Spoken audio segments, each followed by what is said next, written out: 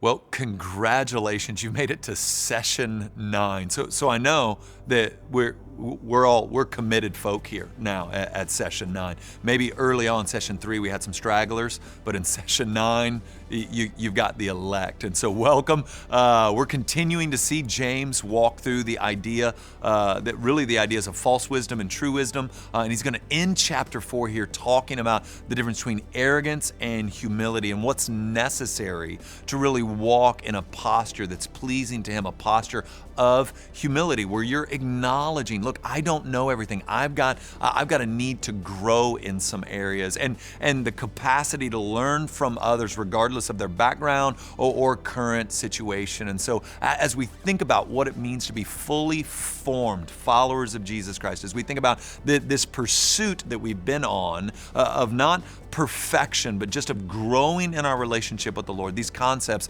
of arrogance versus humility are going to shape our approach to the Lord and our approach to others, either for good or for ill. So let's take a look at the last few verses of chapter 4.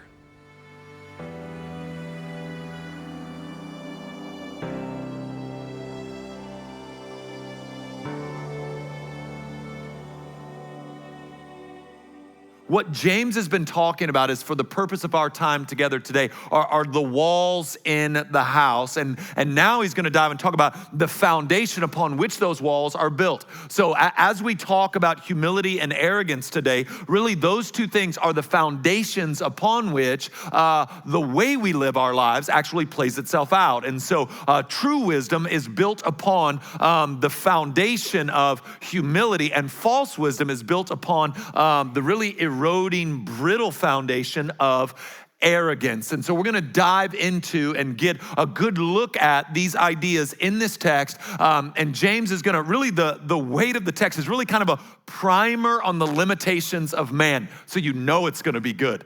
So with that said, let's look at this. James chapter 4, starting in verse 13. Come now, you who say, today or tomorrow we will go into such and such a town and spend a year there and trade and make a profit. Yet you do not know what tomorrow will bring. What is your life? For you are a mist that appears for a little time and then vanishes. It doesn't appear that James is interested in self-esteem. 15. Instead, you ought to say, if the Lord wills, we will live and do this or that. As it is, you boast in your arrogance, and all such boasting is evil. So whoever knows the right thing he ought to do and does not do it, sins. Now, what we see happening in this text is James is going to make some arguments concerning us as opposed to God. And his arguments are pretty simple. The first one right out of the gate is that you and I lack knowledge. And he's actually very generous in his assessment of our ignorance. He says, yet you do not know what tomorrow will bring. Now, there's two types of people in this, or at least as far as this illustration goes, there's two types of people. Some of us have a built out, written down plan for tomorrow, and others of us just kind of have an idea of how we want tomorrow to go. And yet, regardless of how we're wired, whether we know what time the alarm's going to come up, when our meetings are, and what time we're going to eat lunch, and how long that's going to take us to digest, and we've got all that written down and ready to roll, the truth is all of our tomorrows can be thwarted by outside factors, right? We do not know what tomorrow holds. But I think James is being generous here because if we're honest, we don't know what today holds. And I've said this to you a lot. I don't ever say it to scare you. I say it because it's reality. There isn't anyone in this room whose whole life can't change with their cell phone buzzing in their pocket right now. We're just fragile.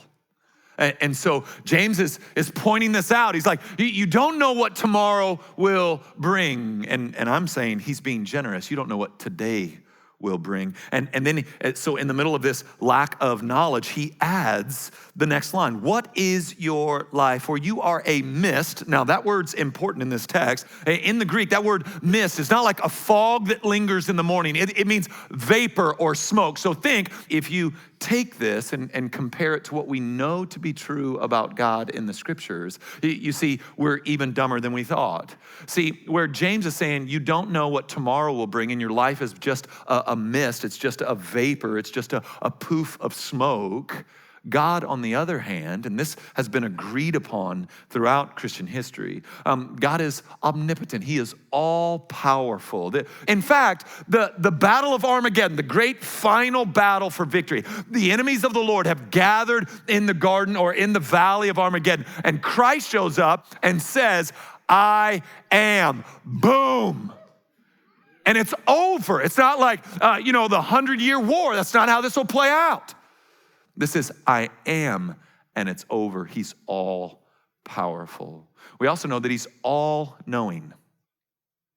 He knows everything. He knows every detail at every level and how all of those details and events kind of form a linear history, a line of events that are all governed by his power. And so not only is he all-knowing and not only is he all-powerful, but the Bible also teaches us, and this stretches our brain, that he is everywhere at once, and everywhere he is, all of his power resides. This is where he is wholly different than you and I. So let's have some real talk between us. How many of you ever stretched yourself too thin, bit off more than you could chew? Anybody? Just been like, you know what? I wasn't as equipped for that as I thought. Man, I thought I'd be able to, right? Well, God has never felt that. He is as powerful and as present in the outskirts of the universe as he is in this room right now, as he is in every little crack and cranny of the universe. He is all-knowing, he is all-powerful, and he is everywhere at once. So if we're like, I don't know what today will bring, and even if I did, I can't really do much about it. If that's us, and this is God, then I want to say again, any kind of ground for boasting or swagger or self-exaltation is foolish. And so this is us, this is him. But here's where I find things break down when you start talking about humility and pride and these things. They're kind of ethereal ideas. Like, what is it? Like, if you think about it, humility in and of itself is even difficult to talk about. Can you brag? Can you know that you're humble? And if you know that you are you actually humble? Right? So what are we to do with humility? Like, most people don't think they walk in pride. Most people don't think they are arrogant. They just think they're good at what they do. So how are we supposed to navigate this really kind of complex issue of humility versus pride? I'm going to give you three things, and then we'll dive back into this text and really the weight of the text. But how do we pursue humility? And I think the three things I want to point out is not only how you pursue humility, but how you also might test your heart to see if you're walking in some arrogance. So 3 ways that we pursue humility. The first is that we understand and acknowledge our weaknesses. Understand and acknowledge our weaknesses. In 1 Corinthians chapter 12, 14 through 20, the Apostle Paul talks about how the body of Christ works. And here's what he says. For the body does not consist of one member, but many. If the foot should say, because I am not a hand, I do not belong to the body, that would not make it any less a part of the body. And if the ear should say, because I am not an eye, I do not belong to the body, that would not make it any less a part of the body.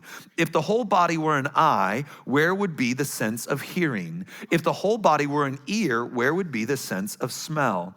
But as it is, God arranged the members in the body, each one of them as he chose. If all were a single member, where would the body be? As it is, there are many parts, yet one body. So there's several things that are intrinsically built out in Paul's explanation of how the church interacts and becomes a body. Here's one of the first ones. 1, not everyone is everything.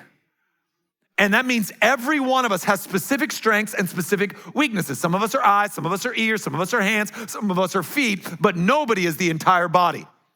So the implications of that is you're gonna need some help. The implication of that is that there is a command on the Lord for us to belong to one another. When you refuse to enter in, when you refuse to be a part, you weaken yourself and you weaken all of us. We know and acknowledge our weaknesses. Gosh, look at me, that should set you free. You don't have to do everything. You don't have to be everything. How do we know if we're already walking in pride? Well, one of 2 ways, and this is the insidious nature of pride. All right, the first is that you're like, I don't have any weaknesses. What are you talking about? What you need?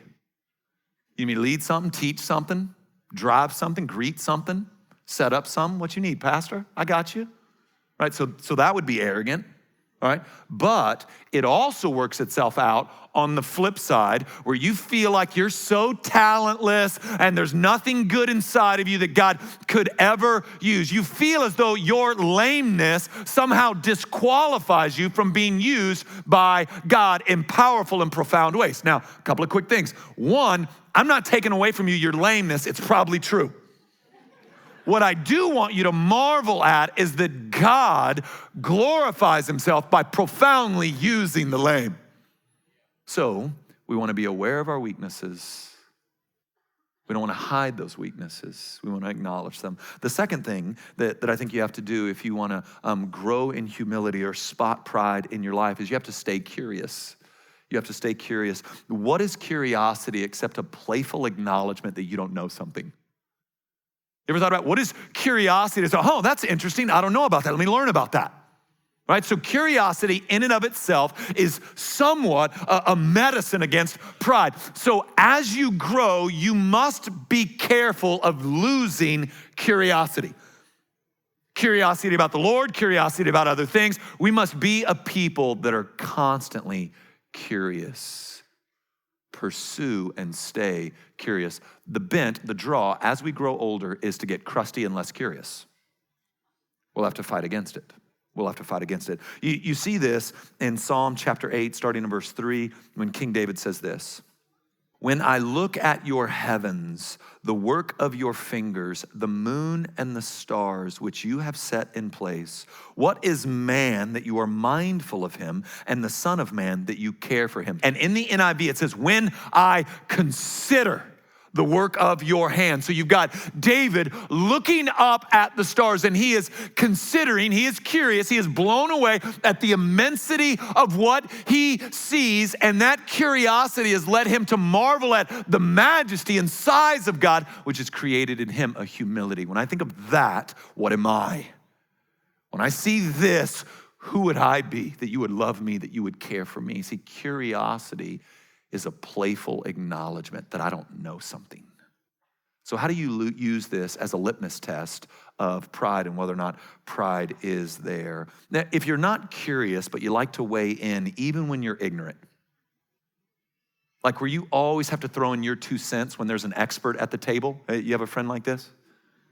This is an inability to let someone else be an expert that reveals itself via a lack of curiosity. Will you tell me more about that? So how does this work? Well, what happens in this case? That's curiosity. That's, I don't know, this brother knows. Hey, help me understand better. That's humility. That's humility. And then lastly, and I think this is tied with the first one of like understanding and acknowledging weaknesses. It's also, you want to pursue humility, learn to acknowledge others and what they provide and how they help and serve. In Hebrews chapter 10, starting in verse 24, it says this, and let us consider how to stir up one another to love and good works, not neglecting to meet together as is the habit of some, but encouraging one another, and all the more as you see the day drawing near. So this has been one of those themes through the book of James where we'll be able to spot and encourage the strengths of others around us, that we are experts not in how people fall short, but where they excel, where God is at work, and we tell them those things. So how do you use this as a litmus test? If you're always the hero and every success is simply because of your hard work, you are arrogant. I didn't put probably before that. I didn't put possibly before that. I'm telling you, if you wear the cape and everyone should just be grateful for super you, then you're arrogant and pompous, and I feel sorry for the people in your life. And so if this is true, if this is how we pursue humility and how we see whether or not arrogance has taken root in our lives, how then should we live because of what James is teaching in this text? Well, there's a couple of things to consider. Like he says, I love how James starts this dialogue. He starts it with a first century, oh, come on, man. He says, come now, you who say. So I like that because he really is like, come on, man. Are you serious? But here's what we've got to do. Is James teaching that we shouldn't have future plans? that we shouldn't make plans, or that when we do make plans, we had better always have the little caveat of if God wills added to our plans. Well, we know that James is not teaching that making future plans is sinful or wrong, because the Bible views planning and preparation as a virtue. The Proverbs are filled with the wisdom of planning and executing upon a plan. So we know that planning's not sinful or wrong. So what's happening here? Well, it's interesting. James's point is that since human plans and even our own existence in this world is somewhat insignificant and that we quickly disappear, that's all of us, we ought to take thought for larger matters, matters having to do with faith and submission to the will of God. So that James's point is that our future plans, which are right and good, should be informed by, driven by, fueled by greater reality. So it's not like if you've got a vacation plan in July that's evil, but rather what's driving that vacation, what's driving your business, what's driving your plans that ultimately matters. That if there is a sovereign King of glory that has a mission, there is a sovereign King of glory that has created us, then who he is and what he has called us to is what drives all the areas of our lives. James's argument is our faith isn't a privatized, pulled out, separated out idea over here, but is integrated into everything we do and all that we consider and all that we set our minds and hearts to. When Christ, who is your life. So all of our plans, the fuel, the weight, the drive of all we're doing is Christ, who is our life. I want to live financially in a very generous way because Christ is my life. I want to love my life well because Christ is my life. I want to consider my time here, how I steward my influence, what I do with my days, because Christ is my life. It's not, I've got work, I've got home, I've got my relationship with Christ. I've got my hobby, I've got my friends, I've got my passions, I've got Christ. That's not how we're to live, not how we're to consider. To have areas of our life by which the sovereign creator of all things, we say, no, this is mine. I give you your time on Sundays, is the equivalent of you saying to your spouse, it ain't date night, leave me alone. That's not how we're to live. Christ, who is my life. So all that I do is driven by this reality. Look in verse 17. So whoever knows the right thing to do and fails to do it, for him it is sin. So not only in light of the pursuit of humility and the exposure of arrogance and pride, are we to make Christ our life and see all things through that lens. But now what you have here is a relentless pursuit of obedience concerning the revealed ethical will of God. So when this is talking about obedience to the revealed ethical will, it's not talking about those kind of gray areas, but rather the crystal clear areas. And are we doing the good we know we ought to do? See, I love James's take on it. He's not saying, are you doing things you know you shouldn't do? No, it's far more evasive, it's far more aggressive than that. He said, are you doing the right things that you know you should be doing? Because if you're not doing what you know is right, that's still sin. So much of our mindset is, let me not do what's wrong. And James is going, not enough. Are you doing what you know is right? Because to not do the good you know you ought to do is sin. So one of the things I've said to you throughout the book of James is that James without the cross is a crushing book. James, no matter how old you get, will read your mail and show you your shortcomings over and over and over again. And listen to me, as awful as we think that is, it's a gift. Jesus knew what he was buying on the cross. He knew what he was getting. He knows it's scary to be us. He knows we stumble and bumble. He knows we're fools. He knows we don't even know what's coming later today. And he knows that our life is but a mist, but a vapor. And so he has made a way. And so the message over and over again is this: get up. I got you, let's go. I knew this was coming. Get up, I paid for that. Yeah, you blew it, now get back up because I've covered that with my blood. And in a very real way, our Savior saves us and he sustains us and he encourages us and he pushes us on through the finish line of glory. And there'll be a day where we no longer wrestle. There'll be a day that pride no longer creeps in. But look at me, that day is not today. That day is not today. So all of this is good news. Don't be the 2-month-old demanding that life work your way.